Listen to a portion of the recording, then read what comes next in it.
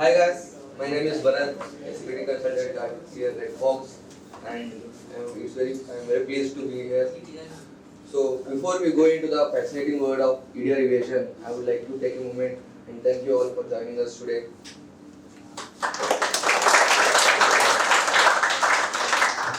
Alright, today we are going to fundamentally shift our perspective of how cyber attacks and defense truly operate.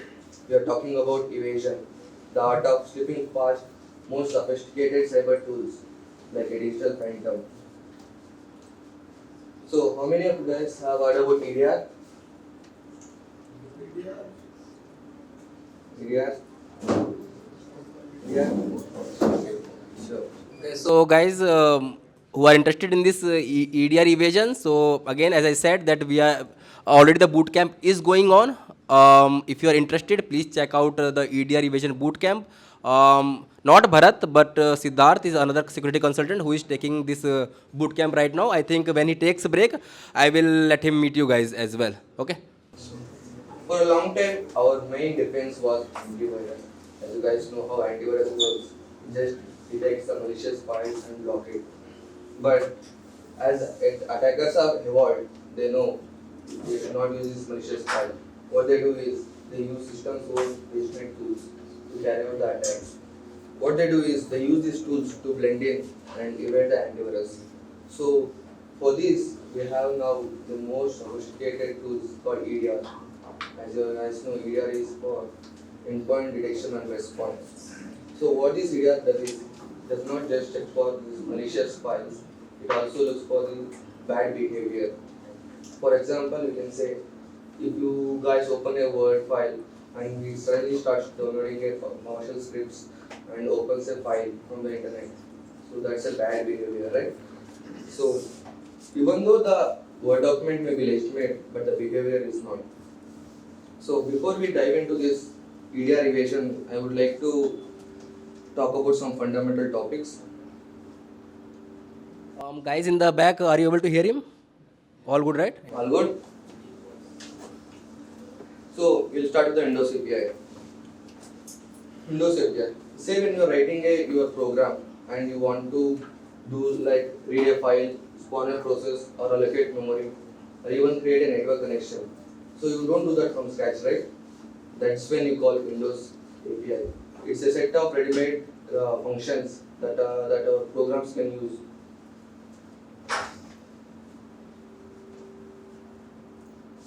So where do these API function live? Meet our twin stars, kernel DLL and NTDLL. First, the kernel DLL. This is your friendly interface. You have functions like create process, read file, and virtual alloc. What this does is it basically checks for your inputs and get things ready, and then it forwards these functions calls into this NTDLL. So NTDLL, this library exposes about 400 raw functions. For example, we have NT create process, NT read file, and NT allocate virtual memory. So basically, it prefixes the NT word. So you can see we have create process, but we have NT create process, right? Each of these routine will have a Syscall stub, which will deal with the kernel directly. So we will go over into that in a few minutes. So what is this user line and kernel line? User line, this is where your apps run.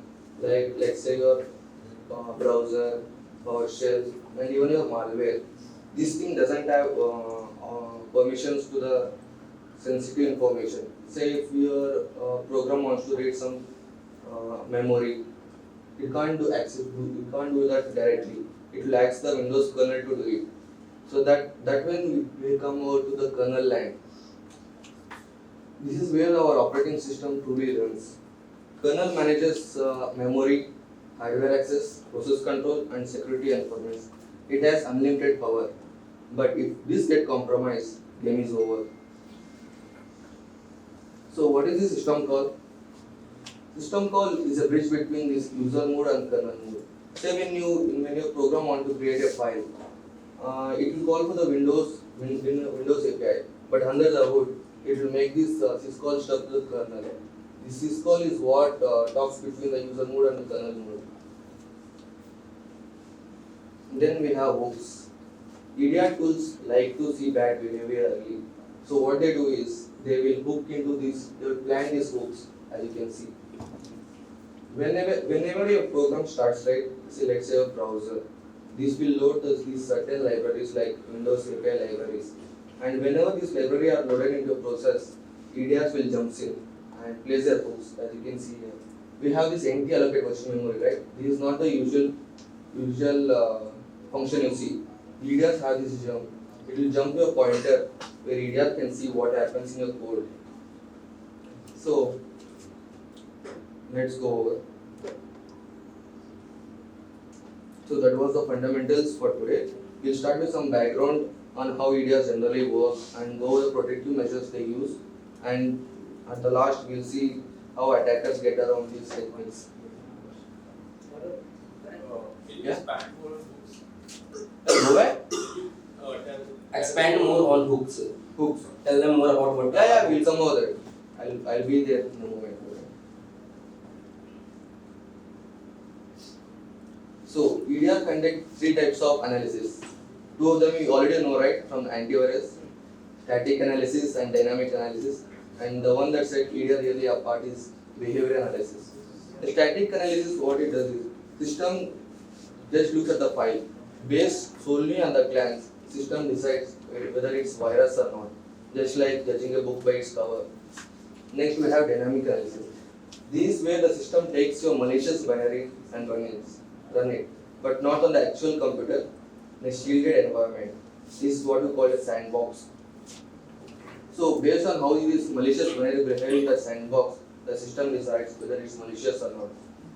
And next we have one spicy one, behavioral analysis. This part is new to EDRs also. What happens here is system actually takes a malicious binary and run it. This time not in the sandbox, on your actual machine. At the time of its running or just before it executes, EDR places hooks, as you have seen. If that malicious binary does like accessing memory or does anything suspicious, EDR will stop it there.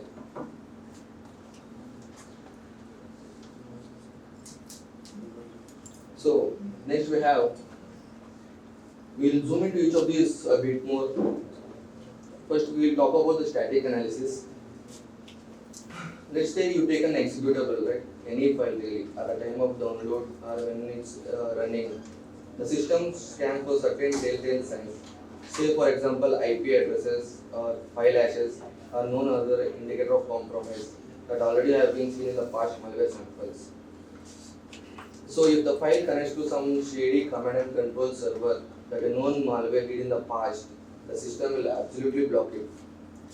So that's a old school antivirus method. Seeing what you have seen in the past to guess what's dangerous in the present. Let's say this is laughably easy to bypass. What you can do is you can encrypt your malicious binary or just obfuscate it. There will be no IP addresses, no hashes, nothing. Nothing will be recognizable. Only thing left is your decryption routine, right? So if you make that look boring enough, you usually fly under the radar. So yeah, you can say that static analysis is kind of outdated, but it usually runs with the other fancier stuff along with the EDR. Just Syscall, quietly there. Next we have the dynamic analysis. So as you know, we will take this potentially malicious binary and execute it, but we will do that in the sandbox, right? So now the malware will actually start decrypting itself. It has to expose those IP addresses it has hidden and the file hashes and other things. So after the decryption starts, now it has to expose those IP addresses, right? So once again, you are looking for those known indicators of compromise. So, but here's the key: malware has to actually decrypt, right? If it wants to know, it actually wants to tell the number and the IP addresses. So once again, if those IP addresses are in the in the known indicator of compromise, it will be caught. Besides just connections, you can also look for certain signs like it's creating a user account out of nowhere or accessing the process information like LSAS, where the password actually stores in the computer. These are the kind of things only bad actors do. So based on the behavior alone, the antivirus or the EDRs can say that this is a wrong file. In theory, this is a powerful technique. So if your known behavior is solid enough, you can basically make any malware automatically. Just has to sit there quietly and does nothing, or it expose itself and get whacked. So, but there is a catch. You know, malware authors have evolved. They know to detect how if they are inside a sandbox or not. So, any of you guys in the crowd can tell how can they detect? Guys, question for you. How can the malware? By seeing the environment variables, or if they see that no like normal applications are installed, like it's a completely isolated environment, Yeah, that's or not right. not even an internet connection is available. Yeah, that's correct also. Yeah. Anyone else? Please go ahead. Anyone else in the crowd? Guys, anyone? Yeah. Sandbox is an isolated environment and does not have, as he said, it does not have any legitimate connections to the internet or legitimate apps installed. So if it is able to detect that, then it will not deploy. And once it gets passed from the sandbox environment, then the malware will deploy. Yeah, that's basically what you told, right? Yeah. See one. Sometimes it also use time, like it executes after a day or two, so that it also degrades sandbox. So basically when it executes, it will be inside a sandbox, right? But sandbox are unlimited time based. So other things, as you can see here, it's right here the answers. It checks for number of processes. Sandbox environment usually run with a limited number of processes. And you can check also for the RAM size. Sandbox environment doesn't have like huge number of RAM, like 6 GB, 8 GB. And once the file has been transferred to the sandbox, right, the file name can be changed. You can look for that also. There one more thing. The malware authors can also code some specific checks. Let's say, for example, you are targeting a particular person. And the malware can check for that particular user's account that's there in the system or not. If it doesn't, they just sit there, just vibes, no violence. So we'll go over to the next part. Behavioral analysis. So this time you take your malware, right, and you run it. You run it on an actual system. There is no safety net. You are watching it like a hawk to see what it does in real time. So let's say when you are running your process, right, let's say you are opening browser or your malware or anything, it loads these libraries, Windows libraries. At the time these libraries are loaded in your process, the EDRs can hook them. As you can see here, EDRs, right, they can hook this function, kernel 32DLL and 80DLL. They can hook this to this function and see. So whenever your malware tries to use this function, and these functions, as you saw this, they are hooked, right, the first bytes. It will jump into the EDR's DLL first, and it will see this is evil, this is good or not. Whether if it's not doing anything, it will just pass it. So from the malware point of view, this is a nightmare.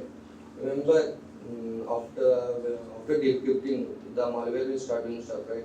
Basically, it will start to allocate a new memory, copy your payload into that memory, and start executing the shiny new code.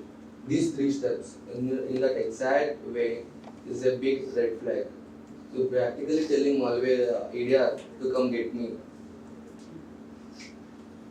Thanks to the hooks, EDR watches all of this in the real time. So with just milliseconds before the execution, EDR steps in. If it detects that it's doing malicious, EDR steps in and stops it.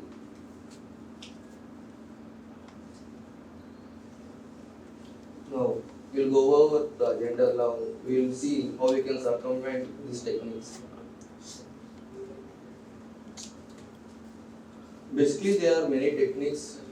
EDR, we are now going to talk about evading the behavior analysis. As you saw, this static and dynamic analysis can be evaded using our encryption and obfuscation. But behavior analysis, this is the tough part to evade. So we are going to see two techniques here, unhooking and direct Syscall. Unhooking, basically what it does in unhooking is it replaces the library which EDRs have hooked, right? As you know, NDDL may be hooked. It will replace it entirely. And the direct Syscall, it doesn't talk with the library itself. It will skip the libraries and directly talk with the kernel. So let's go over it. First we'll talk about the unhooking. So as you know, EDRs love to hook the NDDL, right? They stick into a process and rewrite parts of it, right? So how do we bypass it? Anyone? As you can see, EDR has cached it hook, right, in this function. How can we bypass that hook? Don't worry, I will explain you. So we put the NDDL back to its original state before the EDRs have ever hooked it. So we can do that by variety of many types. Say first one is we will read the NDDL from the disk. There will be a pristine copy, right? Pristine clean copy of NDDL in the system because Windows actually needs to use it. So there has to be a copy where the EDR hasn't hooked it yet. So we can take it from the disk and map it into a file. Another technique is this is a sector 7 stream. Start a process in a suspended state, copy the NDDL from there and map it into your file also. But there is one more technique. Can you guys guess it? Other than from reading from disk.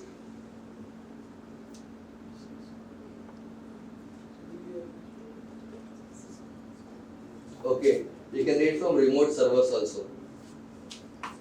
We can read from our remote servers like let's say Microsoft. Microsoft servers have this pristine copy of NDDL, so you can take it from there also.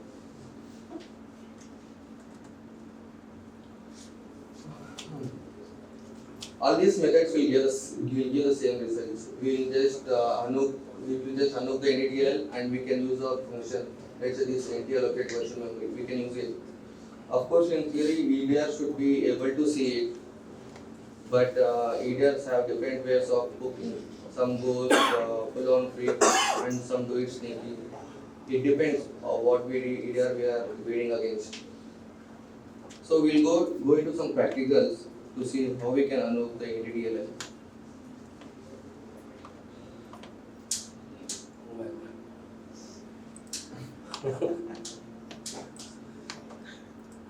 Okay, that's not how we are doing.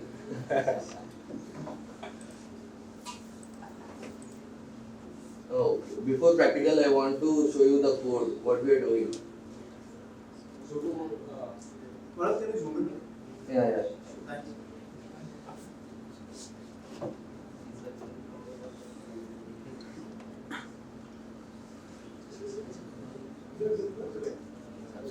So these are the encryption stuff, but will not be using today because it will not be in this understand. Alright, we have this unhook NDDL function. Yeah? Huh? Zoom it a bit more. Zoom it a bit more. Okay? So unhooking, as you guys know, you need to unhook the NDDL, right? Which EDRs have pleasure hooked in. So what we will do is first we need to get the handle. Handle means the address where this NDDL is hooked. So we will do that using this get module handle. These are the Windows Win API functions we talked, right? This is one of them, get module handle. It will get the address of the NDDL that is already been hooked in the process. Next, we will see, this is where the NDDL lies in the system. This is a pristine copy which EDRs haven't hooked. So, using the create file. This create file will also create a file and open the file also. We will use this function to open this NDDL. And then we will create a mapping object. What we are doing is, we are taking this DLL and loading it to a system. But we are not loading it as a DLL. Because if you load anything as a DLL, the EDR may know it. We are loading it as a portable executable. And then we have this, let me zoom out a bit.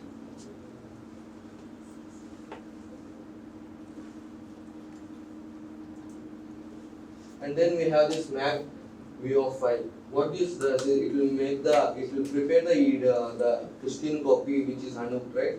It will prepare it so that our process can copy from this NDDLL into our process. These are the headers, DLL headers. Like we have those headers and NT headers. Here, basically, we are looking for the starting position where the NTDLL is located and the size of it also. So we can copy it. We have to know the exact location and size, how much big it is. And here, the local text section. This is the NTDLL of which has been unhooked, right? We are targeting that starting section. And the target text section is the NTDLL that has been already been hooked. We are getting both of these sections, both of these locations. And we have the NT protect virtual memory. What this function does is it will change the file permissions. So if you want to use this NT virtual protect memory, this is an undocumented API. Microsoft doesn't have any documentation for this, and we can't call it directly. So what we are doing is we are getting the address of this function from our entity level. We are doing that using get proper address of this memory from this entity level. After getting the address of our function, what we do is we'll change the file permission. Let's say our NTDLL is there, right, in a process which has been hooked. That will have a protection of page execute read. So if it has read, we can't write over it, right? We have to read the write permission also.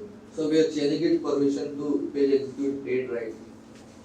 And then we have this memory copy. What is that does is, as we know, this is the local text section of our clean copy. And this is the location of our entity which has been hooked, right? It is copying this section to that section. It is overwriting. This is where the unhooking actually happens. And then, I forgot to tell you that the old protect. This is copying the old protection what the entity had. So we can once again make the protection same as it was before. Because if we don't change it, right, and we leave it as execute read write, the EDR may flag as suspicious. That's it, and then we are cleaning up. That's a part of function. This is basically the C2. We are not going over it today.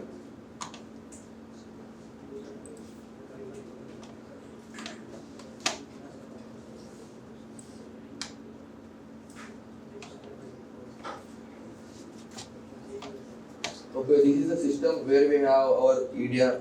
We have Sophos here. I'll show you.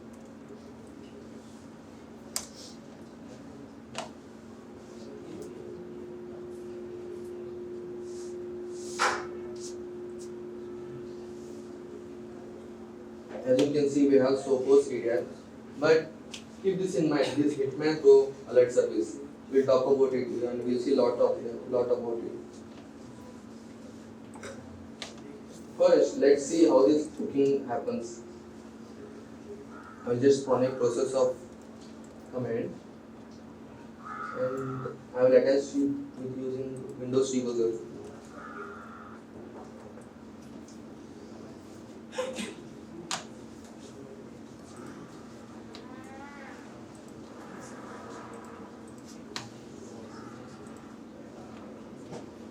So we have attached this command from Windows debugger. So let's say we want to see, right? We know that NTDLL may be hooked, and we'll see which function. Let's take, for example, NT allocate virtual memory. First, let's see if it's loaded or not. You can use X. You guys can see in the back.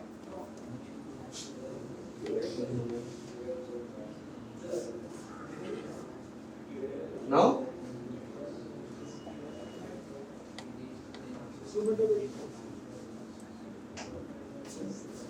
What about now?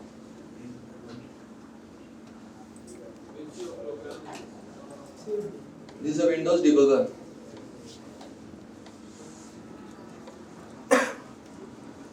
We are getting the address of our NT allocate virtual memory.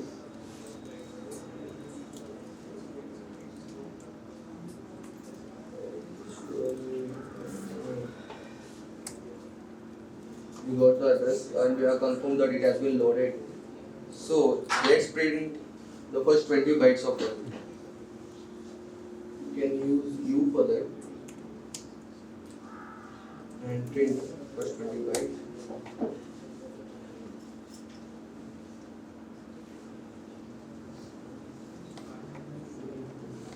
As you can see, we have the jump function here. Basically, it will not. This is not how it looks. We'll have our syscall functions making the kernel instruction, but we have a jump function. I guess this is done by the EDR. So let's see where it goes. I'll copy it and dump that address as well.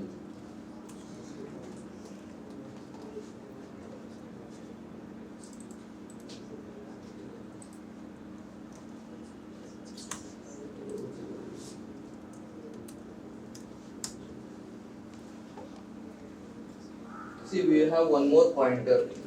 It's the jump function is pointing to the other address. Basically, it's a trampoline hook. We can see where this goes also. I just dumped the first function over there. You see where it's going.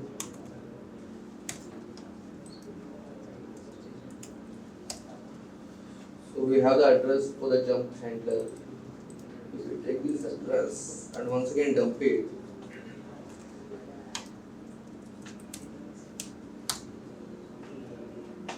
taking that. There you go. We have HMP alert. We have seen this, right? Hitman Pro alert. It's part of the Sophos EDR. So this is how hooking works. They hook your NTDLL function at the start and make your code go into this EDR DLL. Now let's see how we can unhook it. Sir, how do they hook it? When the NTDLL is called, how do they hook to the NTDLL? At the time when your libraries are loaded, right, when your program is started, EDRs will have their own DLL. They will load their DLL into your process and they rewrite it your bytes, starting 5 bytes. So they will replace the NTDLL with their own NTDLL? No, they will just replace the starting 5 bytes of your function. I will show you. Open command prompt. Just look at it.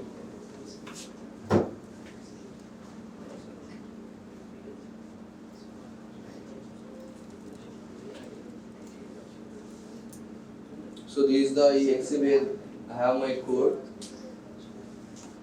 I will just leave it there and attach it to a debugger to see what happens in the backend.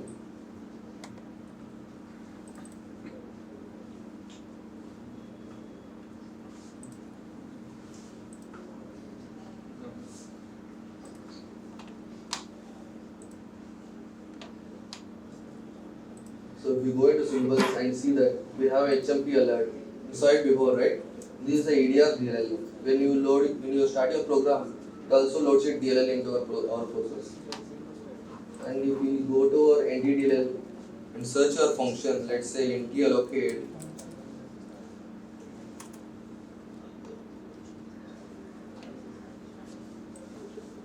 okay, we have it here. Tallocate version 1, yeah, this one. We can see we have jump function, right? So what we can do is we can run our program and allocate.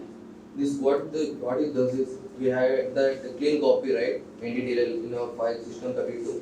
It will take that file and replace it here.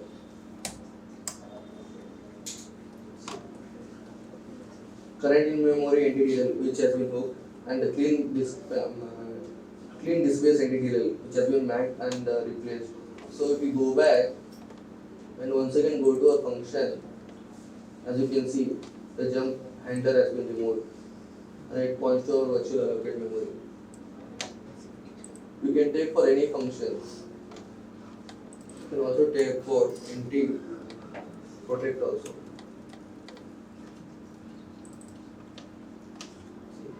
This also has been cleaned.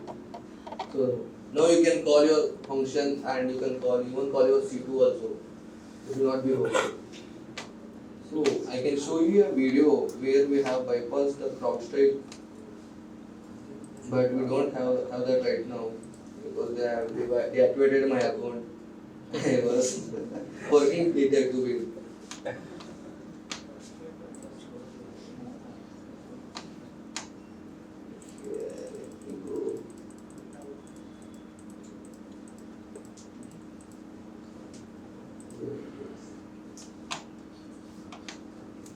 As you can see, we have CrowdStrike running here. CrowdStrike Falcon, the most advanced one. And I am dropping my EX here. See, it has evaded the static analysis also.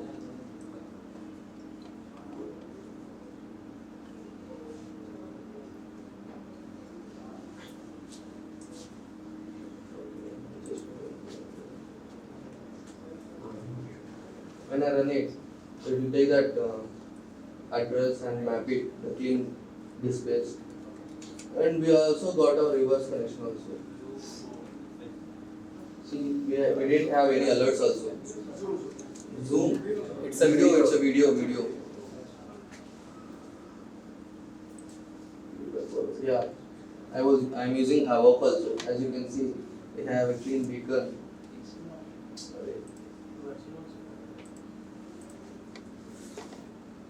Okay, let it play. We have a clean beacon here. We can also interact with it.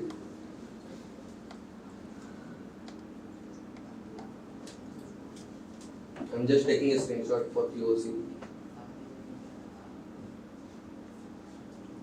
Send task to agent. And there you go. Successfully took screenshot. We go into a load.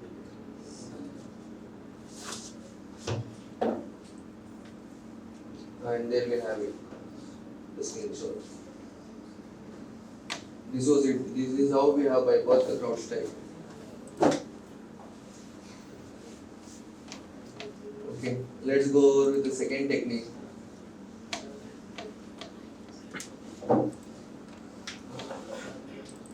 Don't know why it's starting from first.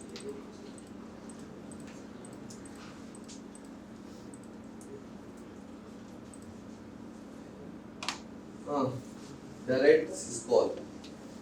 Alright, so up until now we have talked about EDRs, right? Hooking user line functions, especially inside the entity level. So what if we just avoid the mess? What if we just avoid the mess altogether?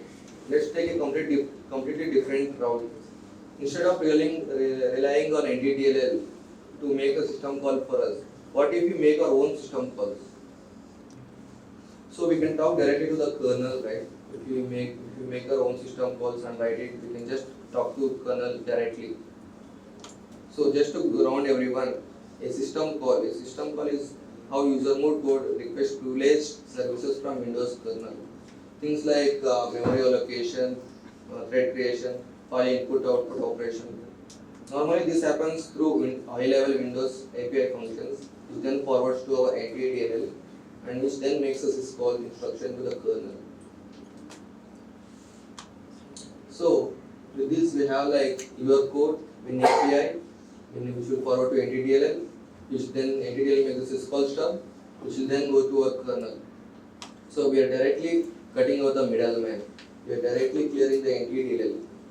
So how this works is, this is what the function is.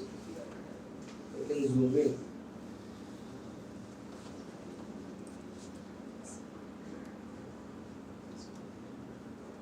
No. This is what the syscall instruction looks like. This is for NT allocate virtual memory. What we have is this RCS instruction. We will copy it to the register. This is important. And then we have your SSL. What this does is it will call the kernel function like, let's say, NT allocate memory. This is what the 18 represent. We will call syscall and syscall will call this number so that kernel will know what we are calling really. And then we will return to the original address. We will be just replacing the jump instruction with our own syscall instruction.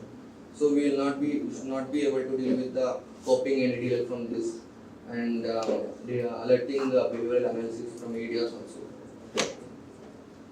We can look at the code also for that.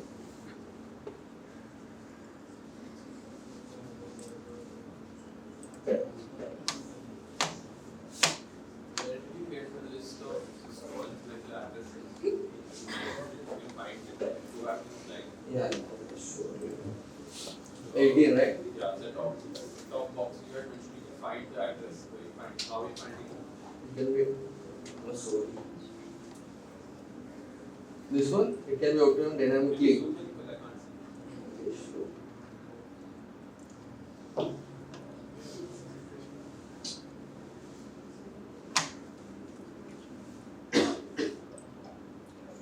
Yeah? Yeah. So it can be obtained dynamically, conveniently, automate you expand on that.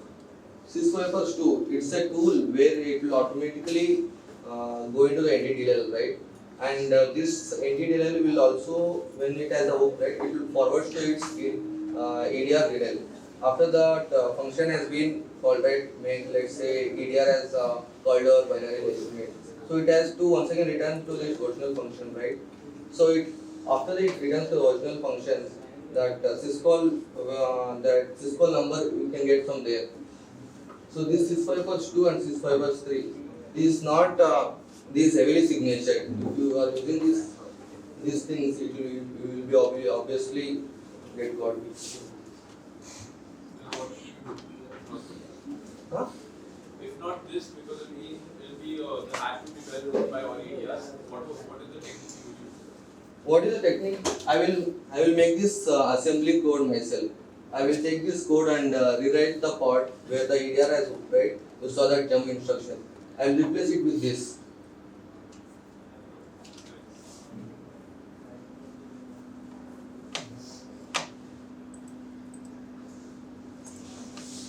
So we'll go over the code here.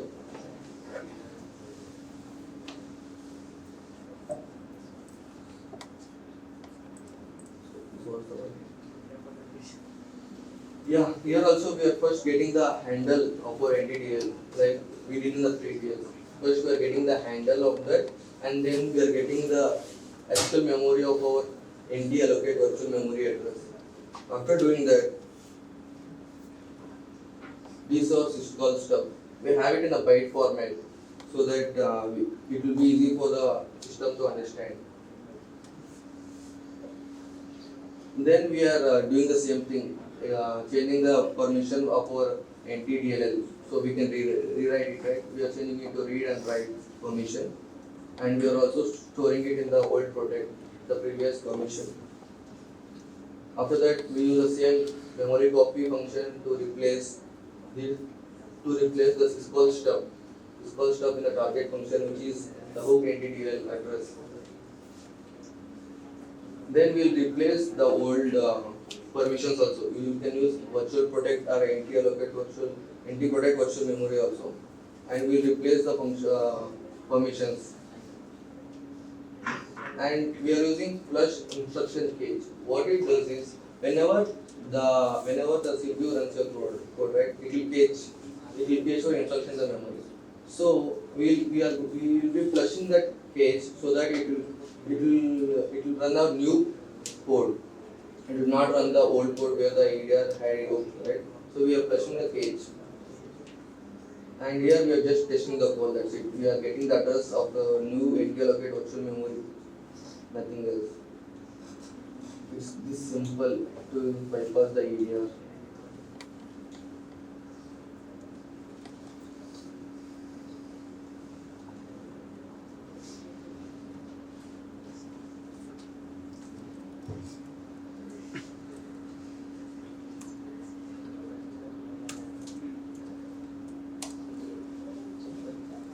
Going back. Yeah. This is our direct Syscall executor, Redfox security. I am going to execute it, and we are not seeing anything here because I have added a breakpoint. There is chart. That's a manual breakpoint I have added. And I am going to attach our process into debugger.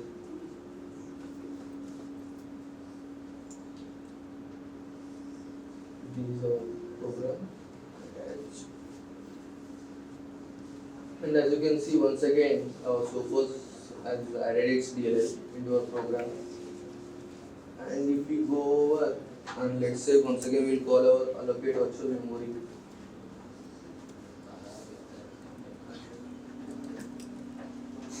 Sorry. Yeah, we still have the jump instruction. So let us run our code.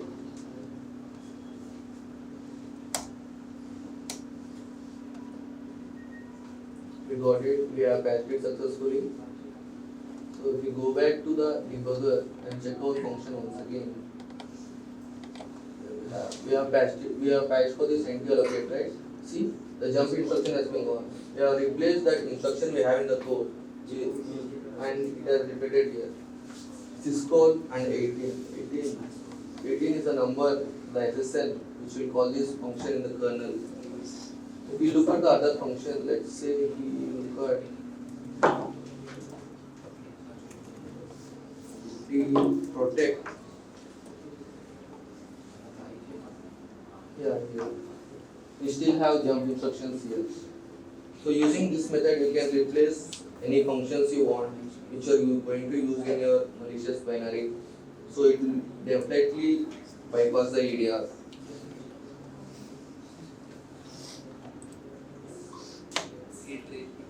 So any questions so far?